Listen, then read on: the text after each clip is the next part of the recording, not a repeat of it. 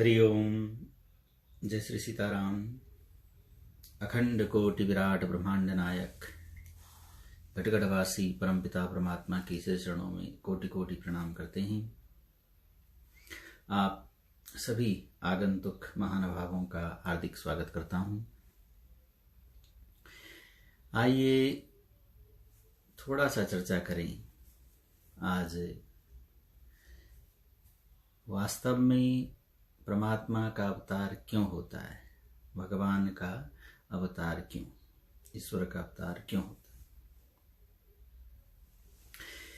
कई माध्यमों से, कई तरह से हम सब ने जाना है कि परमात्मा का अवतार वास्तव में क्यों होता है। कई ग्रंथों के माध्यम से सुना गया है, कई तरह से समझने का भी प्रयास किया गया है कि परमात्मा का अवतार क्यों होता होगा।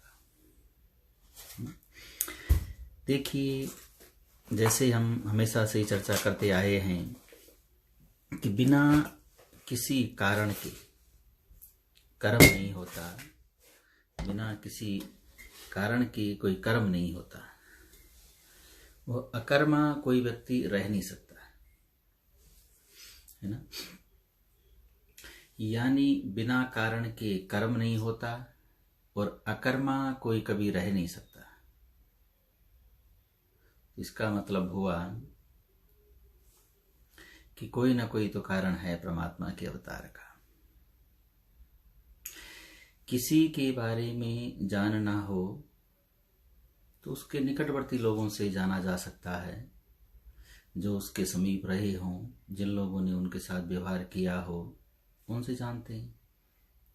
जैसे परिवार के लोग हैं, रिश्तेदार लोग हैं, उनके जानने मानने वाले लोग हैं, उनसे जाना जा सकता है। परमात्मा के बारे में यदि जानना हो तो पहले तो भक्तों से पूछें परमात्मा का अवतार क्यों होता है, क्योंकि भक्त उनके सबसे नजदीक है तो शायद उनको पता होगा। जब हम भक्तों पर चर्चा करें तो सटीक कारण नजर नहीं आता। कोई ऐसा वास्तविक कारण बनता नहीं जिसके कारण वो अवतार लेते हों। ऐसा कोई खास ठोस कारण बन नहीं रहा। तो विचार किया जाए यदि और ग्रंथों पर तो पता चले कि चलो भगवान से पूछ लेते हैं, क्योंकि जिनसे जानना हो सीधा उन्हीं से पूछते हैं कि आपका अवतार क्यों होता है। क्योंकि ग्रंथों ने तो अनेक माध्यम से समझाया है, अनेक तरह से समझाने का प्रयास किया है। तो परमात्मा से पूछें कि आपका अवतार क्यों, ईश्वर का अवतार क्यों। जब भक्त लोगों ने अपनी अपनी तरह से बात करी कि इसलिए होता होगा, ऐसा है कारण है, ऐसा कारण है, जब कोई समाधान निकला नहीं तो भगवान से पूछने गए और भगवान ने पहला जो कारण बताया वो कहा कि मेरा अवतार और मेरे बारे में जानना कोई असंभव है, कोई जान नहीं सकता। यानी मुझे कोई जान नहीं सकता। ये तो थोड़ा, जब भगवान को कोई जान नहीं सकता तो कैसे पता लगेगा, नंबर 1। नंबर 2, यदि कोई आपको जान नहीं सकता तो फिर कैसे उद्धार होगा व्यक्ति का। क्योंकि आपने स्वयं कहा है, भगवान ने स्वयं स्वीकार किया है कि बिना मेरे को जाने और बिना मेरे को माने इस जीवन से उद्धार नहीं होगा।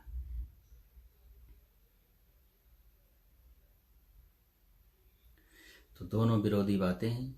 एक तो आप कहते हैं कि मुझे कोई जान नहीं सकता, और दूसरी तरफ कहते हैं कि मेरे को जाने बिना कल्याण नहीं होगा। तो प्रसंग बड़ा लंबा है। आज थोड़ा सा 1-2 कारण बताएंगे, फिर अगले प्रसंग में चर्चा करेंगे। भगवान से पूछा कि आप बताओ, वेदों से यदि चलें, भगवान ने वेदों में केवल इतना कहा कि आनंद प्राप्ति के लिए मैं संसार में आता हूं, आनंदोक्ष। अब ये बात आम आदमी के समझ से परे है, क्योंकि संसार में हम कितने लोग सुखी हैं ये हमको पता है। संसार तो दुखालय है, दुख का सागर है। संसार में सुख प्राप्ति हो ऐसा लगता नहीं। हाँ, क्षणिक सुख हो सकता है, थोड़ी देर के लिए सुख माना जा सकता है, पर परमानेंट एंजॉय मिल जाए असंभव है ना। जो सतचित आनंद वाला, जो सचितानंद वाला आनंद है वो शायद नहीं मिल पाएगा। तो जब वो नहीं मिल पाएगा तो फिर संसार में आनंद तो है नहीं।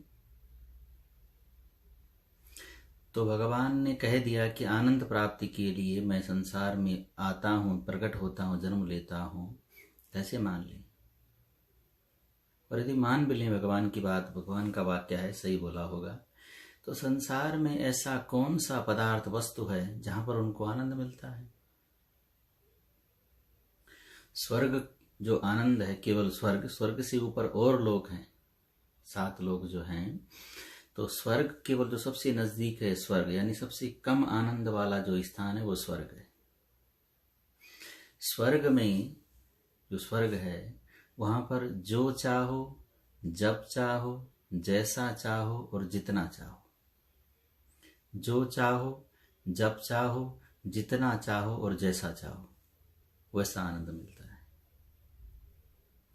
स्वर्ग का किंकर, स्वर्ग का सबसे कम आनंद प्राप्त व्यक्ति संसार के सर्वोत्तम सुख से ज्यादा शक्तिशाली और आनंदमय है। तो फिर ऐसा क्या? संसार में जो हम नदी नालों को देखकर खुश होते हैं, पर्वतों को देखकर, ये तो कुछ तुच्छ है, स्वर्ग के सामने कुछ भी नहीं। तो फिर आनंद प्राप्ति के लिए ऐसा जो राजा महाराजा लोग जैसे पार्क बनाते हैं, ऐसा घूमने के लिए, थोड़ा स्ट्रेस फ्री होने के लिए, तो ऐसा संसार में हमें लगता नहीं। तो इस वाक्य पर शायद विश्वास करना असंभव जैसा हो जाएगा, लेकिन भगवान का वाक्य है, मानना तो पड़ेगा। लेकिन जचा नहीं वाक्य। फिर भगवान से पूछा और कोई कारण बताओ। भगवान ने बहुत सारे कारण बताए, उन कारणों को हम फिर कभी चर्चा करेंगे। सबसे नजदीक जो कारण है, यानी भगवान ने अभी अभी जो कहा है, अभी अभी का तात्पर्य है, सबसे जो निकटवर्ती ग्रंथ है वो गीता। गीता में भगवान ने जो कहा है उस पर चर्चा करें। गीता में भगवान ने कहा है कि जन्म का कारण क्या है, जन्म क्यों प्राप्त होता है, वो देखेंगे।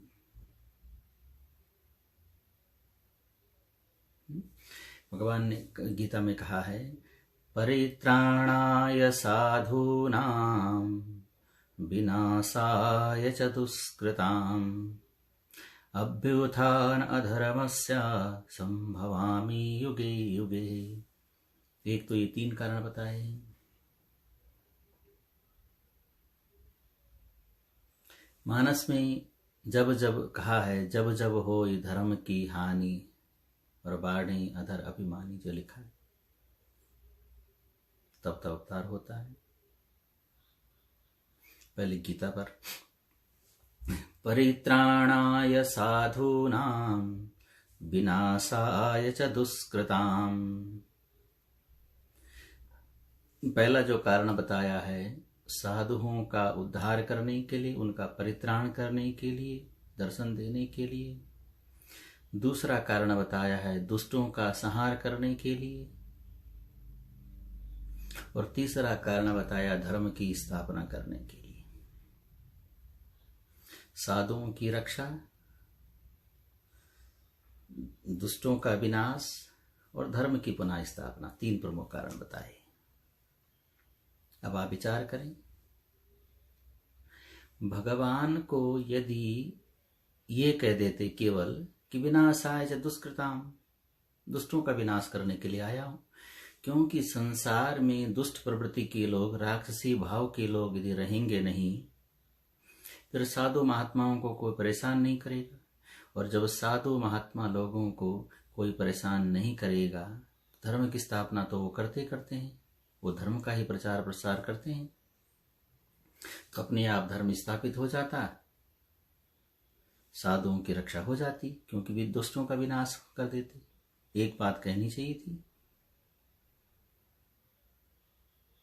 दूसरा, इसमें अवतार लेने की आवश्यकता क्यों पड़ी? क्योंकि वो तो सबके अंदर बैठे हैं ना, स्विच है ना सबके अंदर, वहीं बंद कर दो, ऑफ ऑफ हो गया बोलते हैं ना। ऑन था स्विच, उन्होंने दबा दिया, ऑफ कर दिया तो ऑफ हो गया। तो अंदर बैठे बैठे जो है उस स्विच को ऑफ कर देते। अवतार की बात ही नहीं थी, जन्म की बात ही नहीं थी। अब कई संत महंत लोग, विद्वान लोग, समाज के वरिष्ठ लोग, उनका मानना है कि रावण को मारने के लिए, कंस को मारने के लिए, हिरण्याकश्यपु को मारने के लिए, इत्यादि इत्यादि, यानी दानवों का संहार करने के लिए आना पड़ा उनको। तो वहां पर भी वही युक्ति लागू होती है। आने की आवश्यकता शायद नहीं थी, अंदर बैठे बैठे, क्योंकि सबकी तो अंतर्यामी वही है ना, सबके अंतराधीन वही है, वहीं से स्विच बंद कर दो, समाप्त। तो ये कारण भी कुछ जस्ता नहीं भगवान का। चलो दूसरा कारण, दो बात कह देते। धर्म संस्थापनाथाय, धर्म संस्थापन के लिए और दुष्टों का विनाश करने के लिए। चलो यहां तक मान लेते हैं, दो बात कह देते कि धर्म की स्थापना करने के लिए और दुष्टों का विनाश करने के लिए आता हूं। क्योंकि दुष्टों का विनाश करूं, जब आ गया तो धर्म की स्थापना करता हुआ चलो। पर यहां पर भी संतुष्टि नहीं होती, क्योंकि दुष्टों का विनाश यदि हो गया तो धर्म की संस्थापना तो होगी। संसार में या तो सकारात्मक विचार है या नकारात्मक विचार है, एक चला गया तो एक रहेगा, एक चला गया तो एक रहेगा। तो इसका मतलब हुआ कि धर्म की स्थापना होनी थी। तो ये वाक्य भी जस्ता नहीं। और जब जब होई धर्म की हानि, यदि ऐसा मान ले तो तब तो और समस्या खड़ी हो गई। आज भी उनकी आवश्यकता है, अभी अवतार लिया नहीं। भगवान का वास्तविक अवतार केवल और केवल हमारी दृष्टि में परित्राणाय साधूनां विनाशाय च दुष्कृताम् अभ्युत्थान अधर्मस्य संभवामि युगे युगे। हमारी दृष्टि में परमात्मा का अवतार केवल और केवल साधु जनों को, सज्जन व्यक्तियों को, भक्तों को दर्शन देने के लिए होता है। बाकी और कोई कारण दिखता नहीं। दुष्टों का संहार तो वैसे ही हो जाएगा, दुष्टों का संहार तो वैसे ही कर देंगे, धर्म की स्थापना अपने आप हो जाएगी। लेकिन भगवान का अवतार जो होता है वो मुख्य कारण ये है, केवल भक्तों को दर्शन देने के लिए, ताकि भक्तों का विश्वास डगमगा न जाए। क्योंकि कई जन्मों से वो तप के लिए लालायित रहते हैं, प्रेरित रहते हैं, तपस्वी में लीन रहते हैं, कहीं उनका विश्वास उठ न जाए, इसीलिए भगवान का अवतार होता है। तो इसीलिए पहला कारण कह दिया है कि वास्तव में मेरा अवतार समझने के लिए लिखा है, परित्राणाय साधूनां विनाशाय च दुष्कृताम्, कि मैं जो हूं परित्राण करने के लिए, साधुओं का विनाश करने के लिए, साधुओं का विनाश करने के लिए, साधुओं का उद्धार करने के लिए, परित्राण करने के लिए अवतार लेता हूं। और यही हमारे विचार से सटीक रीजन है, सटीक कारण है। इसका मतलब हुआ कि जब जब तपस्वी लोग, सज्जन लोग, भक्त लोग उनको आतुरता से, बेताबी से, एकदम अनन्य भाव से बसते रहेंगे, तब तक उनको आना पड़ेगा। और जब भगवान आते हैं स्वयं, तो कुछ लोगों का उद्धार तो किया, जैसे कंस का, और भी लोगों का, राक्षसों का संहार किया, कुछ गिने चुने लोगों का। लेकिन अपनी लीला, अपना धाम, गुण, नाम, ये जो छोड़ कर गई, इससे काफी लोगों का उद्धार हुआ और आज तक होता आया है। तो रूप, लीला, गुण, धाम, नाम जो है, जब छोड़ कर जाते हैं, तो उससे लोगों का उद्धार होता है। इसीलिए भगवान का अवतार धरा पर हुआ है। यदि हम ऐसा मान लें, तो इसका मतलब ये हुआ कि संसार में परमात्मा का अवतार तो हुआ उस युग में, लेकिन अभी भी पूरे ब्रह्मांड में कहीं ना कहीं भगवान का अवतार हो रहा है, क्योंकि अनेकों ब्रह्मांड हैं, अनंत कोटि ब्रह्मांड है, जो यूनिवर्स हैं वो बहुत सारे हैं। तो कहीं ना कहीं, किसी न किसी यूनिवर्स में भगवान का अवतार हो रहा है। इसका मतलब ये हुआ कि भगवान का हर पल, हर क्षण, क्षण क्षण कहीं ना कहीं अवतार हो रहा है ना। धरा पर वो जो चल रहा है कर्म, वो कहीं ना कहीं चल रहा है। जिस धरा पर हम रहते हैं, यहाँ पहले हुआ था त्रेता, द्वापर, सतयुग, कलयुग में, और आगे कहीं ना कहीं हो रहा है। तो भगवान का अवतार हर पल, हर क्षण हो रहा है। कलयुग के लिए लिखा गया है, कल्कि नाम अवतार भगवान का होने वाला है। जब कलयुग के 821 वर्ष शेष रहेंगे, तो कल्कि नाम अवतार भगवान का होगा, जो कि कल्कि पुराण के आधार पर दक्षिण भारत में, साउथ इंडिया में, संभल नामक गांव में पाराशर गोत्री और विष्णुयश नामक ब्राह्मण के घर में होगा। ये कल्कि अवतार के बारे में कहा गया है। संभल ग्राम, दक्षिण भारत में, पाराशर गोत्र, तो ये उनके घर में अवतार होगा भगवान का। ऐसा कल्कि पुराण में वर्णन है। भगवान, कई लोग ये प्रश्न भी जानना चाहते हैं, अचानक याद आ गई, कि भगवान का अवतार भारत में ही क्यों हुआ, विश्व के अन्य देशों में क्यों अवतार नहीं हुआ, क्यों भारत में ही वर्णन है। उसके बारे में विस्तार से हमने पहले चर्चा भी की है। सार भाव में ये है कि वेदों में एक सूत्र है, राज्यम स्वराज्यम भोराज्यम परमेष्टितम। एक सूत्र है वेदों का कि पूरे ब्रह्मांड को, पूरे यूनिवर्स नहीं कह सकते, पूरे संसार को एक परिवार की तरह, वसुदेव स्तु कुटुंबकम ईशावास्यमिदं सर्वम हरिव्यापक सर्वत्र समाना मामे वंशा जीवभूता सनातना इत्यादि सूत्रों के आधार पर भारत भूमि को स्वर्ग भूमि कहा गया है। पतन्ति ते नरा स्वर्ग, स्कंद पुराण का वाक्य है। तो भारत भूमि को स्वर्ग भूमि कहा गया है।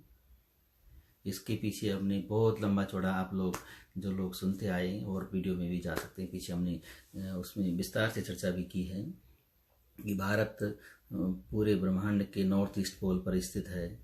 नॉर्थ ईस्ट में क्यों है, कैसा है, उसके बारे में डिटेल से पीछे हमने चर्चा की है। तो भारत, सार भाव में ये है कि भारत को स्वर्ग भूमि कहा गया है और भगवान का अवतार इसलिए स्वर्ग भूमि में हुआ है। लेकिन ऐसा नहीं है कि और जगहों में उनका अवतार नहीं हुआ, और जगहों में भी हुआ होगा, कहीं दूत बनकर, कहीं पुत्र बनकर, कहीं माँ बनकर, इत्यादि इत्यादि। पर स्वयं यदि आए हैं तो वो धरा पर आए हैं। उसमें कई कारण हैं, हजारों कारण हैं। वो त्याग, वो बलिदान। वाल्मीकि रामायण का प्रसंग एक है कि माँ सीता को जब गर्भवती थी, जब लक्ष्मण जी वन में छोड़कर आते हैं, तो पैर के अंगूठे पर खड़ी होकर के दोनों हाथ ऊपर करके सूर्य नारायण से वर मांगती है कि मेरा जब जब धरती पर जन्म हो, तब तक मेरे को राम जैसा पति मिले। अब आप कल्पना करें, आज के युग में तो वो वाक्य ठीक नहीं बैठता। जो गर्भवती महिला का परित्याग कर दे, सामाजिक दृष्टि से तो वो ठीक नहीं है काम, लेकिन फिर भी ऐसी जो कृति है, ऐसे जो वाक्य है, ऐसा जो भाव है, कैसे मान ले? कितना कठिन होगा। इस तरह के त्यागी लोग, बलिदानी लोग, साहसी लोग, इत्यादि इत्यादि कर्मों से, है ना। कई लोग ये भी जानना चाहते हैं कि भगवान का अवतार जब हुआ और भगवान का जो धर्म के बारे में वर्णन है, कहीं ऐसा क्यों नहीं है कि ये लिखा गया कि हमारा धर्म सर्वोपरि धर्म है, और धर्मों के बारे में वर्णन क्यों नहीं है हमारे ग्रंथों में? जैसे किसी भी धर्म के बारे में वर्णन नहीं है, ऐसा क्यों है? और क्यों किसी के साथ झगड़ा इत्यादि नहीं दिखाया गया, और किसी धर्म के बारे में वर्णन ही नहीं है? ऐसा क्यों हुआ होगा? देखो, इतिहास को यदि आप समझें तो अनादिकाल से, यानी पृथ्वी की आयु की गणना तो है कि धरती की आयु है। वैज्ञानिकों के आधार पर धरती की आयु 4,43,6,03,23 वर्ष के आसपास, लगभग 12-13 वर्ष का ऊपर नीचे है फर्क, इतनी मानते हैं। लेकिन यदि कल की संवत को हम देखें, युगादि जिसको बोलते हैं संवत, जो चैत्र मास शुक्ल पक्ष प्रतिपदा तिथि को आता है, चैत का महीना, पहले नवरात्रि का दिन जो होता है, वो दिन जो मानते हैं, यदि उस गणना को देखें तो उससे 4 गुने से अधिक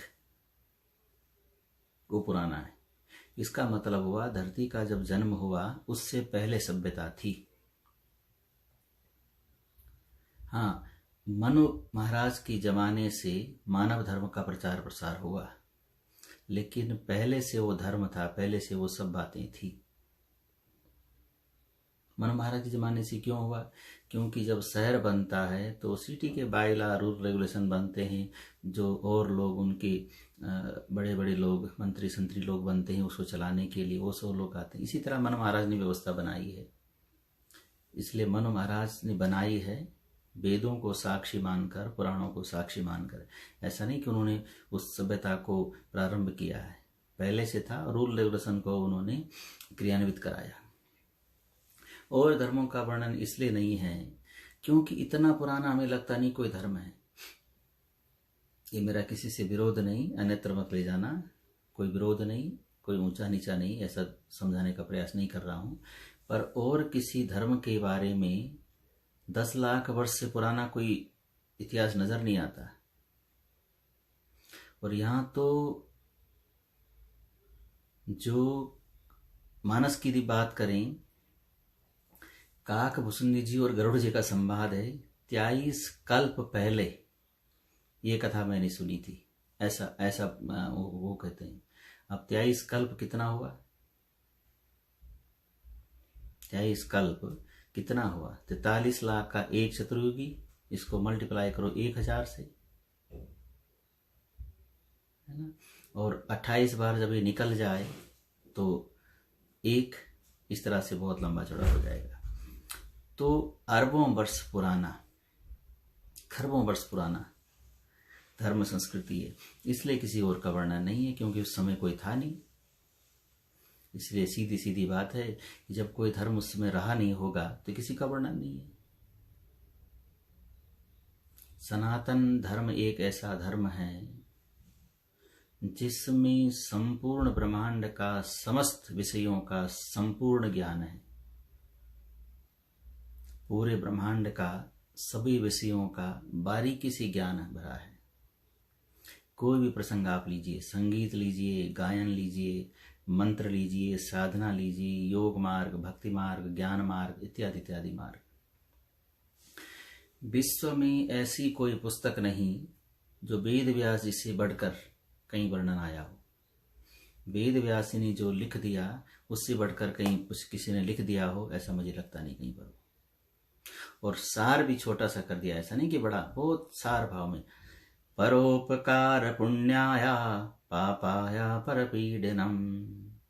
छोटे छोटे सूत्रों में जो सूत्र हैं उसमें पूरे पूरे ब्रह्मांड का ज्ञान समाहित कर दिया। कृष्ण भगवान ने भी यही कहा है। 10 लाख वर्ष लोग मानते हैं ना, सूर्य की जो गति है, जो नाभिकीय विखंडन जो हो रहा है, न्यूक्लियर फ्यूजन जो हो रहा है सूर्य के अंदर, जिसके कारण गर्मी दे रहा है, 10 लाख वर्ष वैज्ञानिक लोग कहते हैं कि इतना चल रहा, इतने दिनों से चल रहा है। तो आदित्य भानु जो है, कृष्ण भगवान ने गीता में कहा कि ये ज्ञान मैंने पहले मनु महाराज को दिया था, सूरत को दिया था। तो इसका मतलब हुआ कि सूर्य नारायण के जो पिता हैं उनको ये ज्ञान दिया था, उससे पहले ज्ञान दिया था। 10 लाख तो वैसे निकल गया फिर वर्ष। अभिप्राय केवल इतना है कि ये इतना पुराना धर्म है कि धरती से पहले ये सभ्यता थी, बाद में सृष्टि का निर्माण हुआ। कैसे मान लें, ऐसा कैसे मान लें कि सृष्टि से पहले था? क्योंकि सृष्टि निर्माण का कर्म बारीकी से लिखा गया है। सृष्टि का अपराध भाव कैसे हुआ वो लिखा गया। धरती का पहला मानव कैसे बना, इस पर हमने बहुत बड़ी कई बार रिलीज किया वीडियो कि पहला मानव कैसे बना।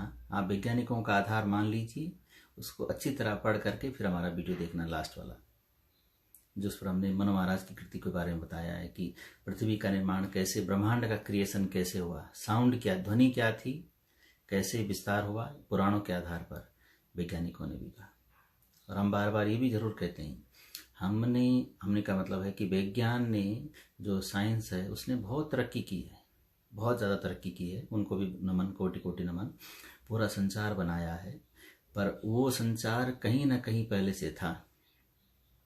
इट वॉज ऑलरेडी सर्च, उन्होंने उसको रिसर्च किया है। सर्च पहले से था, खोजा हुआ था, सर्च कर दिया, उसको दोबारा से सर्च कर दिया। इसीलिए वैज्ञानिक लोग रिसर्च करते हैं कि जो खोजा हुआ है वो कहीं खो गया है, उसको ढूंढने के लिए रिसर्च। शब्द भी बड़ा अच्छा दिया उन्होंने। तो वो सब अभिप्राय ये है कि उस समय और कोई धर्म था नहीं, भगवान त्रेता युग में और कोई देव था नहीं, द्वापर त्रेता कलयुग में कोई और था नहीं, इसलिए किसी का उसमें वर्णन नहीं है। जब वर्णन नहीं है तो इसीलिए उस समय ये कहा गया, ये आजकल बहुत ज़्यादा अभी चल रहा है, इसीलिए उसमें ये कहा गया है कि सभी का सम्मान करो। संसार का प्रत्येक प्राणी परमात्मा का अंश है, इसीलिए कहा गया है, क्योंकि उस समय और कोई था ही नहीं, किसी और धर्म का कुछ बोलबाला था नहीं, तो इसीलिए कहा गया कि सबका सम्मान करो। सनातन वैदिक सभ्यता एक समुद्र की तरह है, उसमें जो आया सब समा गया। और ऐसा नहीं कि समुद्र ने मना कर दिया और नदियों को कि अब मेरे जल भर गया मत आना। समुद्र में जो आ गया वहीं का होकर रह गया। पूरे ब्रह्मांड की समस्त नदियां, नदी नाले, सरोवर तरोवर समुद्र में जाकर अपनी पहचान खो देते हैं। इसीलिए सनातन धर्म को समुद्र की उपमा दी गई है। समुद्र में जो मिल गया बस उसी का होके रह गया। डूबना तो आसान है, पार पाना मुश्किल है ना। तो इसीलिए इस धर्म में सब कुछ है। जिस तरह समुद्र में सभी कुछ है, उस तरह इस धर्म में सब कुछ है। समस्त विषयों का समस्त ज्ञान है। आप किसी भी व्यवहार को देखिए, किसी भी ज्ञान को देखिए, आपको सब कुछ मिलेगा। किसी और का उस समय साम्राज्य था नहीं, इसलिए किसी और का वर्णन है नहीं, साधारण सी बात है। इस तरह ऐसा भी नहीं है कि लोग उसको दूसरी तरह से न लें, ऐसा नहीं, पर उस समय था नहीं कोई, इसलिए उस किसी का वर्णन है नहीं। इसीलिए भगवान राम का किसी से झगड़ा नहीं हुआ धर्म के ऊपर। हाँ, संप्रदाय में झगड़ा होता था, शैव संप्रदाय, शक्ति संप्रदाय, वैष्णव संप्रदाय। झगड़े का मतलब है कि वैचारिक मतभेद था, पर और किसी धर्म का वर्णन है ऐसा कहीं लगता नहीं है ना। भारतवर्ष में क्यों हुआ? क्योंकि वो स्वर्ग भूमि है। आप किसी भी ग्रंथ को देख लीजिए, किसी भी ग्रंथ को आप पढ़िए तो स्वर्ग भूमि का उसको नाम दिया गया है और स्वर्ग में अवतार होगा। ये सीधी सी बात है। भगवान का अवतार क्यों होता है? केवल और केवल संत महापुरुषों को दर्शन देने के लिए भगवान का अवतार होता है। सरल सी बात है। भगवान का जन्म होता है या भगवान प्रकट होते हैं, इस पर भी पहले चर्चा हो चुकी है। सार भाव में केवल इतना कि परमात्मा का कभी भी गर्भ से जन्म नहीं होता। गर्भ में आना पाप का कारण है, यानी पाप के कारण हम गर्भ में जन्म लिया हमने, इसलिए जब गर्भ से जन्म होता है। जब तक हमारा पाप कर्म हमारे साथ है तब तक हमको बार बार जन्म लेना पड़ेगा। पुनरपि जन्मम पुनरपि मरणम, पुनः जन्म और पुनः मरण, ये चलता रहेगा। जब तक पाप समाप्त नहीं हो जाते तब तक ये चलता रहेगा। तो गर्भ में आना ये पाप का कारण है। हाँ, पाप का कारण है योनि भी। योनि बताई गई है कि जितना बड़ा पाप है उतनी निकृष्ट योनि, ज्यादा पाप है तो कीड़े मकोड़ों का, गंदगी के कीड़े बनेंगे। थोड़ा कम पाप बचा है तो ऊपर ऊपर चलता रहेगा। यदि पाप समाप्त है तो आखिरी बार मानव का शरीर मिला है, अब दोबारा से जो साइकिल है वो शुरू होगा। जीवात्मा का चक्र जो है, संसार में हर कण का, हर वस्तु का अपना जीवन चक्र है। Every molecule has life cycle in this world. Without life cycle nobody can survive. और कुछ ऐसा लगता नहीं कि इस जीवन चक्र से परे कोई जा सकता है, क्योंकि हर चीज के लिए एक लाइफ साइकिल, जीवन चक्र है। तो जब जीवन चक्र है तो उस चक्र में चलना पड़ेगा। जीव आत्मा भी उसी चक्र में चल रहा है ना। तो गर्भ में आने का वो कारण है। बस मुझे लगता है सार भाव में केवल इतना, फिर चर्चा करेंगे लंबी चौड़ी और कभी किसी और टॉपिक पर। तो परमात्मा आप सबका कल्याण करें। आपके मन में यदि कुछ हो तो आप जरूर पूछिएगा और अपना ध्यान रखिएगा। और शायद बहुत जल्दी ये महामारी जो है दूर होगी और सब ठीक ठाक होगी। भारतवर्ष में जो लोग आघात हैं, त्रस्त हैं, ग्रस्त हैं इस बीमारी से, परमात्मा उनको बहुत जल्दी ठीक करे। और जिन लोगों ने अपना प्राण गंवाया है, परमात्मा उनकी गति को सदगति में प्रदान करें। पूरे ब्रह्मांड में जो लोग इससे त्रस्त हैं उन सभी की सुख समृद्धि के लिए, आरोग्यता के लिए परमात्मा से प्रार्थना करते हैं। और जिन लोगों ने अपना प्राण गंवाया है उन सभी की आत्माओं के लिए शांति, परमात्मा उनको अपने चरणों में वास दे। और हम सबकी मनोवृत्ति, हम सबके मन में ऐसा भाव पैदा हो कि हम अच्छे इंसान बने। यदि हम अच्छे इंसान बन गए तो सब काम ठीक हो जाएगा। पीछे कितना अपराध हुआ, कितनी गलती हुई है, उसको भूल जाने का प्रयास करें। आगे क्या करना है बस उसको ध्यान में रखने का प्रयास करें। इसी आशा और विश्वास के साथ जय श्री सीताराम। नारायण हरि, नारायण हरि, नारायण हरि। फिर चर्चा करेंगे किसी और टॉपिक पर। चलते चलते केवल एक बात ये ध्यान में रखिएगा, हमेशा सभी का सम्मान करें, सभी का आदर करें, सभी को समभाव से देखने का प्रयास करें। लेकिन जो अपनी विशेष आस्था है उसको डगमगाना दें। जो आपकी आस्था जहाँ पर है उसको टिकी रहने देना, उस डगमग न जाए, वो इधर उधर ना हो जाए, उस पर ध्यान रखना है। संसार में आकर्षण बहुत है लेकिन क्षणिक है, थोड़ी देर के लिए, है ना।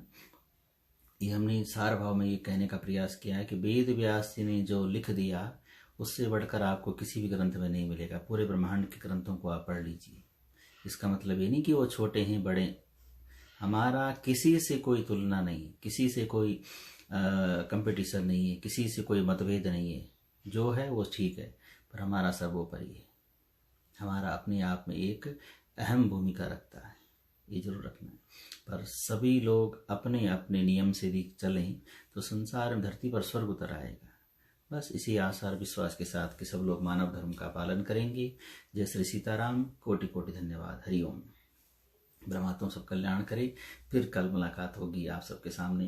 तब तक मेरा बहुत बहुत धन्यवाद। भारतवर्ष से भी हमारे साथ बहुत लोग जुड़े हैं, हमारे भाई लोग, उनको मेरा प्रणाम। और भी सभी लोगों को जो दूर दूर से जुड़े हैं उनको सब जय श्री सीताराम। हरिओम। नारायण हरि, नारायण हरि।